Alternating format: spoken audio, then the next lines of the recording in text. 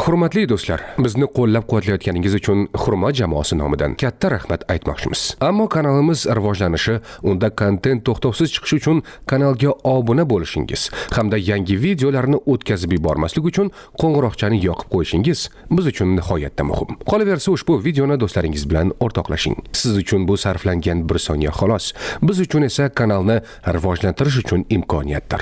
Hurmat bilan Xurmo jamoasi. Marhamat, tomosha qiling. Kotib AI neyro tarmoqlardan foydalangan holda audio va video kontentni transkripsiyalovchi ko'p funksiyali yangi xizmat. Zamonaviy elektronika davri lampochkadan boshlangan. Ammo siz o'ylaganchalik emas. Dastlabki lampochkalar ichida vakuum bo'lgan shisha ichiga joylashtirilgan uglerod tolasidan iborat bo'lgan. Tola bo'ylab kuchlanish farqli qo'llanilganda, undan tok o'tib uni 2000 Kelvindan ortiq haroratgacha qizdirgan. Bu shu qadar issiq bo'lganki, lampochka qizib ketavergan. Agar lampochkada kislorod ko'p bo'lganida, tola darhol yonib ketgan bo'lardi. Vakuumning sababi ham shu edi. Ammo elektronik nuqtai nazardan haqiqiy yutuq Thomas Edison tomonidan qilingan qiziqarli kuzatuvdan kelib chiqdi. U lampochkaning umri davomida shishaning rangi o'zgarib, sarg'ayib, keyin jigarrang tusga kirishini ko'rdi, lekin faqat bir tomonlama. Xo'sh, nima sodir bo'layotgan edi? Qizdirilgan tola o'zidan nafaqat yorug'lik va issiqlik, balki elektronlar ham chiqarardi. Buni uglerod sirtidan elektronlarning qaynatib chiqarilishi deb tasavvur qilish mumkin. Termoelektron emissiya deb nomlanuvchi bu hodisa bundan 27 yil avval boshqa olimlar tomonidan 2 marta mustaqil ravishda kashf etilgan edi. Ammo Edisondan keyin u keng tarqaldi. Hatto bir muddat qaynoq cho'g'dan elektronlarning ajralib chiqishi Edison effekti deb ataladi. Vakuumda bo'lganligi sababli bu atrofda suzib yurgan elektronlar to'siqsiz harakatlanardi. Lekin ipga olib boruvchi simlarda kuchlanish farqi bo'lgani uchun elektronlar musbat simga tortilardi. Shunday qilib, ular unga qarab tezlashar va ko'pchiligi to'g'ridan-to'g'ri uning yonidan uchib o'tib, shishaga urilar.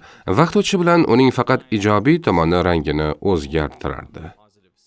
Shuni ta'kidlash kerakki, Edison o'zgarmas tokdan foydalangan. Agar u o'zgaruvchan tokdan foydalanganida, ikkala tomon ham rangsizlangan bo'lardi. Ammo aynan shu kuzatuv elektronika inqilobiga va oxir-oqibat birinchi raqamli kompyuterlarning yaratilishiga zamin yaratdi. 1904-yilda John Ambrose Fleming Edison lampochkasiga juda o'xshash qurilmani patentladi, ammo bitta muhim qo'shimcha bilan. Lampochkadagi ikkinchi elektrod. Bu plastinkani ipga nisbatan musbat zaryadlash orqali elektronlarni tirqish bo'ylab tezlatish va zanjirni to'ldirish mumkin edi. Ammo agar plastinka tolaga nisbatan biroz manfiy bo'lsa, u holda u elektronlarni itarar va hech qanday tok oqmasdi. Fleming o'z qurilmasini elektr energiyasi uchun bir tomonlama yo'l deb atadi. Elektrodlardan faqat bittasi qizdirilgani uchun elektronlar faqat u yerdan plastinkaga o'tishi mumkin edi va aksincha emas. Qurilma termoelektron diod deb nomlandi va u dastlab radio signallarni aniqlash uchun ishlatildi. Ammo u o'zgaruvchan tokni doimiy tokka ham aylantira olardi. Olimlar tezda samaraliroq dizayn markazida tola va boshqa elektron plastinka yoki anodni silindr shaklida o'rab turganini angladilar. Bu geometriya toladan chiqayotgan elektronlarning ko'proq qismini ushlab qolish va kattaroq tok oqishiga imkon berardi. Mana u. Bu diodlardan bittasi yordamida o'zgaruvchan tokni notekis o'zgarmas tokka aylantirish mumkin edi. Ammo bir nechta diod va kondensatorni birlashtirish ancha barqaror o'zgarmas tok hosil qilishga olib keldi. Va bu juda muhim yutuq bo'ldi. Bu birinchi amaliy elektron lampa qurilmasi va keyingi yarim asr davomida sanoatda ustunlik qiladigan barcha elektron lampalar uchun namuna edi. 1900-yillarning boshlarida elektrotexnikaning asosiy muammosi kuchaytirish edi. Radio endigina ixtiro qilingan, ammo uning qamrovi zaif, signallardan kuchaytira oladigan ishonchli uskunalarning yo'qligi tufayli cheklangan edi. Xuddi shunday telefon qo'ng'iroqlari ko'p bilan 1300 kilometrgacha cheklanib qolgandi, chunki bu masofada signal eshitib bo'lmaydigan darajada kuchsizlanardi. Telegraf ishlashi uchun kuchaytirishning ibtidoiy shakli qurilgan bo'lib, u relay deb atalardi. Relayda elektromagnit mavjud. O'sha elektromagnitdan tok o'tganda u kalitni o'ziga tortib, ikkinchi zanjirni ulaydi. Lekin elektromagnitdan o'tayotgan tok to'xtatganda kalit boshlashadi va ikkinchi zanjir yana uziladi.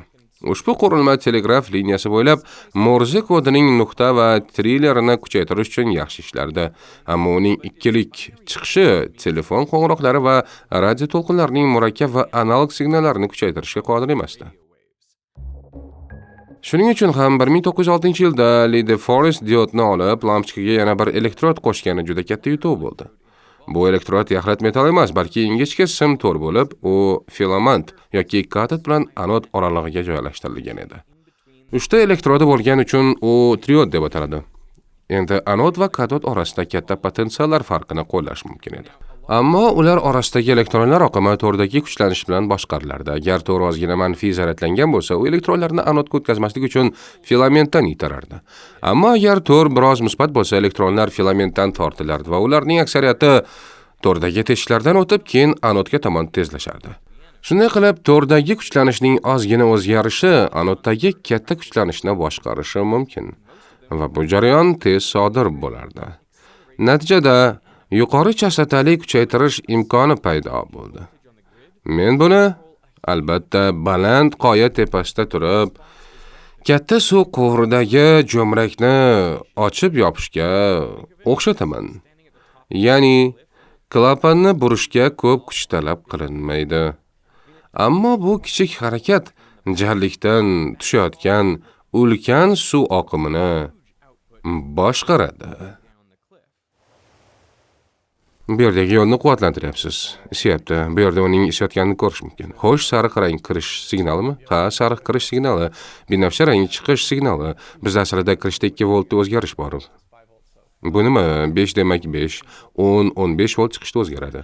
Bu namoyish uchun biz anodda 24 voltdan foydalandik. Agar yuqoriroq kuchlanishdan foydalanganimizda ancha ko'proq kuchaytirishga erishishimiz mumkin edi. Va odamlar buni amalga oshirgan ham. Bu birinchi marta uzoq masofaga qo'ng'iroq qilish imkonini bergan qurilma edi. Vakuumli lampalar yordamida Nyu-Yorkdan San-Fransiskoga ilk transkontinental qo'ng'iroq 1915-yil 25-yanvarda amalga oshirilgan. Qoyil. Mana 10 volt bo'lish kerak. Bu yerda to'rni ko'rish qiyin, chunki xuddi silindrik diodda bo'lgani kabi triod uchun eng yaxshi konfiguratsiya silindrik shaklda bo'lishidir. Anod tashqi tomonda, to'r uning ichida silindrsimon shaklda, katod yoki filament esa markazda joylashgan. Triodning ixtiro qilinishi juda muhim edi. Radiolar, televizorlar va odamlarda bo'lgan barcha elektronika vakuum lampalar yordamida ishlardi. Hatto 1960 va 70-yillargacha ham uyingizda ko'plab bunday lampalar bo'lgandir. Ammo vakuum lampalar elektronika inqilobini to'xtatmagan edi. 1937-yildagi dissertatsiyasida Claude Shannon elektr zanjirlari va matematikaning Boole algebrasi deb ataluvchi bo'limi o'rtasidagi bog'liqlikni aniqladi. 1800-yillarning o'rtalarida ishlagan George Boole mantiqning matematik asosini topishga harakat qilgan edi. Uning tizimida chin mulohaza 1 bilan, yolg'on mulohaza 0 bilan ifodalangandi. Shuningdek, Boole va kabi bir nechta operatsiyalarni ishlab chiqdi. Agar A va B mulohazalarining ikkalasi ham rost bo'lsa, natija ham rost bo'ladi.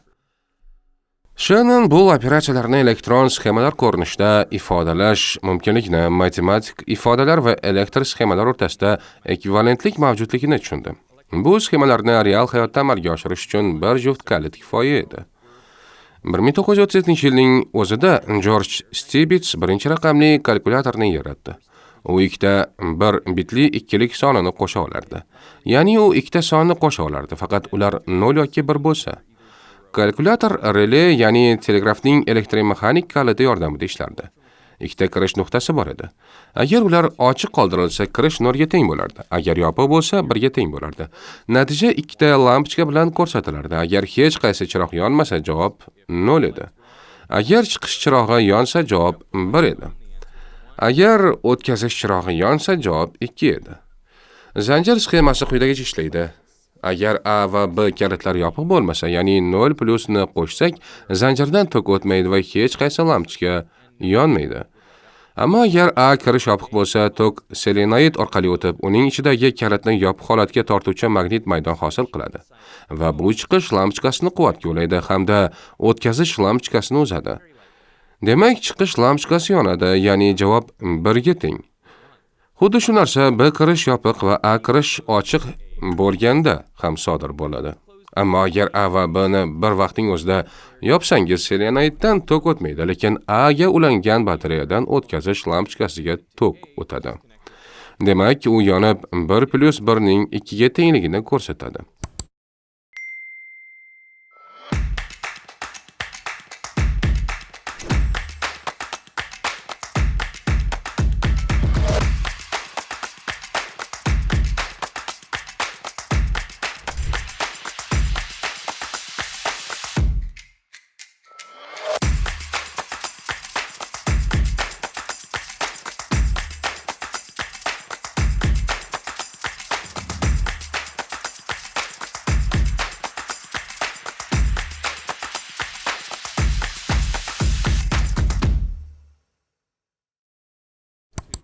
Bu raqamli asarning boshlanishi edi va bu unchalik hayratlanarli ham emasdi.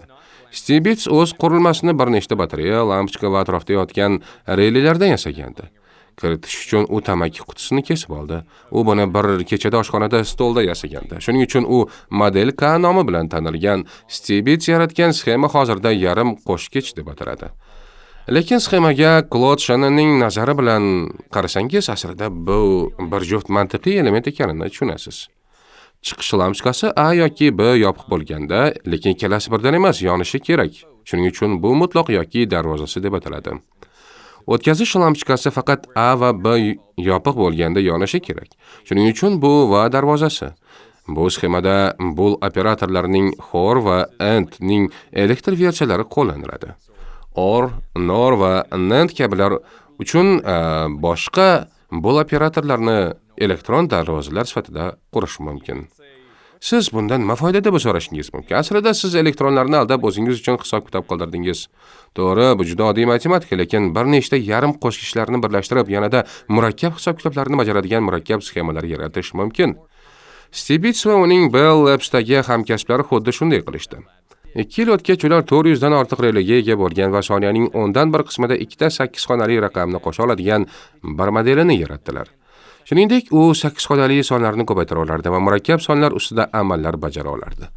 Garchi bu murakkab operatsiyalar har bir hisoblash uchun taxminan 1 daqiqa vaqt talab qilsa ham, shunday qilib g'altak orqali kuchlanish bersangiz, u kalitni yoqadi yoki o'chiradi. Demak, bu yerda ikkita operand bor.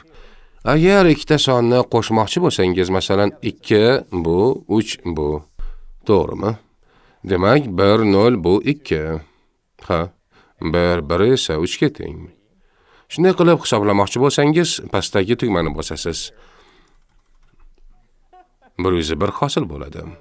Bu ovoz menga yoqdi, juda ajoyib. Bu sehrli. Agar siz aytaylik 8+ desangiz, bu 4 bo'ladi. Shuning uchun 8+ menimcha shunday, to'g'rimi? Xo'p, 8+8 16 bo'ladi. Yo'q, u o'z-o'zidan tozalanadi. Xo'p. Mana ikkilik sanoq tizimida 8 qo'shilgan 8 16 ga teng. Bu esa 10,000 bo'ladi. Bu aslida 1 bitli arifmetik birlik. Unda mantiqiy funksiyalar yo'q. U faqat qo'shish amalini bajaradi. Endi aytaylik 5 - 2 ni hisoblashimiz kerak, javob 3 bo'ladi. Buning uchun ayirish amalini bajarayotganimizni ko'rsatadigan mana bu kichik tugmani bosib 2 ning to'ldiruvchisi usulidan foydalanamiz. Bunda aslida operantlardan birini teskarisiga o'girib, unga birini qo'shamiz. Shunday qilib uni ishga tushirganimizda 5 - 2 ning 3 ga tengligini ko'ramiz. Ya'ni 2 va 1 ni yig'indisi 3. Endi bu usulni qo'llaganimiz tufayli oxirgi o'tkazish bayrog'i yonib qoladi. Ammo ayirish amalini bajarayotganimizni bilganimiz uchun bu oxirgi o'tkazish bayrog'i boshqa hollarda hech qachon yonmasligini tushunamiz. Keyin 10 yil ichida AQSh harbiy kuchlari va astronavtika bo'yicha Milliy maslahat qo'mitasi NASA, keyinchalik NASAga aylangan tomonidan foydalanilgan relayga asoslangan yana 6 ta kompyuter yaratildi.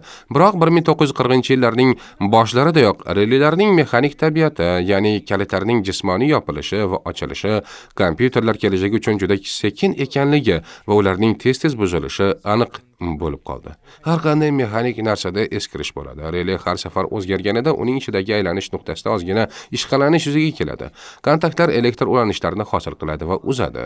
Natijada ular eskiradi. Relaylarning uzluksiz ochilib yopilishi kompyuterlarning juda baland ovoz chiqarishiga sabab bo'lardi.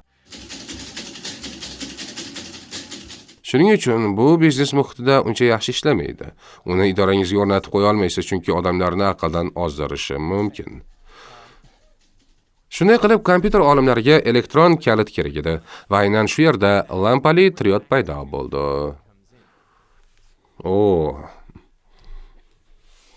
To'g'risi, agar tarmoqqa ozgina musbat yoki manfiy kuchlanish bersangiz, u kuchaytirgich sifatida ishlashi mumkin. Lekin u kalit vazifasini ham bajaradi. Agar tarmoq kuchlanishi juda manfiy bo'lsa, hech qanday tok o'tmaydi. Agar tarmoq kuchlanishi juda musbat bo'lsa, maksimal tok oqadi. Demak, triodni harakatlanuvchi qismlarsiz boshqarish mumkin. Faqatgina kuchlanish uni 0 yoki 1 holatga o'tkazadi. Eng muhimi, bu ikki holat orasidagi o'tishni shovqinsiz va tezda amalga oshirish mumkin. Chunki siz shunchaki vakuumda harakatlanayotgan elektronlarni boshqarasiz. Bu ixtiro hisoblash texnikasini keyingi bosqichga olib chiqadi. Dunyodagi birinchi elektron dasturlashtiriladigan kompyuter ENIAC deb nomlangan va u birinchi marta 1945-yil 13 dekabrda ishga tushirilgan. U butun xonani egallagan.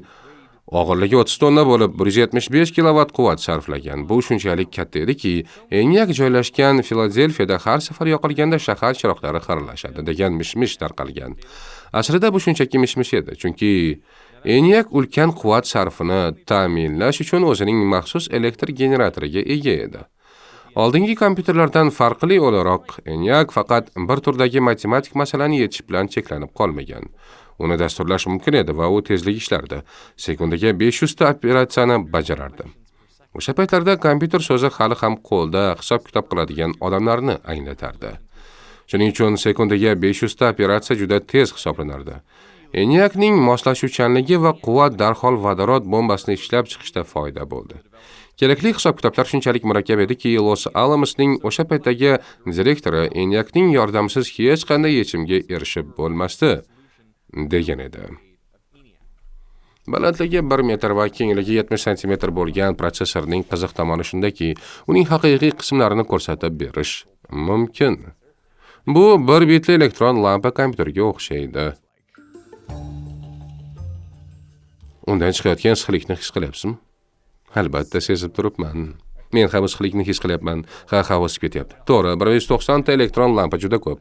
Bizning hisob-kitoblarimizga ko'ra bu 350 yoki 400 watt atrofida quvvat iste'mol qiladi va juda ko'p. Lekin kechasi juda chiroyli ko'rinadi.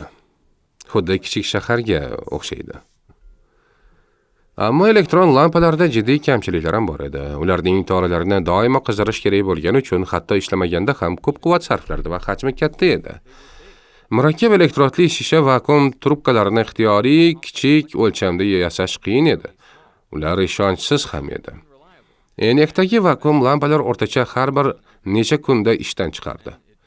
Keyin uni topib almashtirishga to'g'ri kelardi. ENIAC uzluksiz ishlagan eng uzoq vaqt atigi 116 soat edi. Ilk raqamli kompyuterlar shunchaki yaxshilangan lampochkalarda ishlardi. Shuning uchun ham ular juda katta, quvvatli va ishonchsiz edi. Mo'jiza shundaki, kimdir xuddi shu ishni qattiq modda kremniy ichidagi elektronlar bilan bajarishni o'ylab topdi.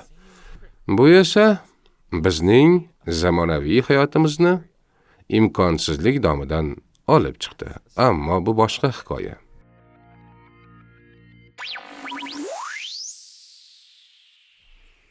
Agar zamonaviy hisoblash qurilmalari ma'lumotlarini qanday saqlash va ularga kirish haqida o'rganmoqchi bo'lsangiz, ushbu videoning homiysi Brilliant.org bilan tanishishni tavsiya qilaman. Ularda kompyuter fanlari asoslaridan tortib neyrotarmoqlar va kvant hisoblagichlargacha bo'lgan kurslar mavjud. Ularning so'nggi interaktiv kursi texnologiya qanday ishlaydi deb nomlanadi.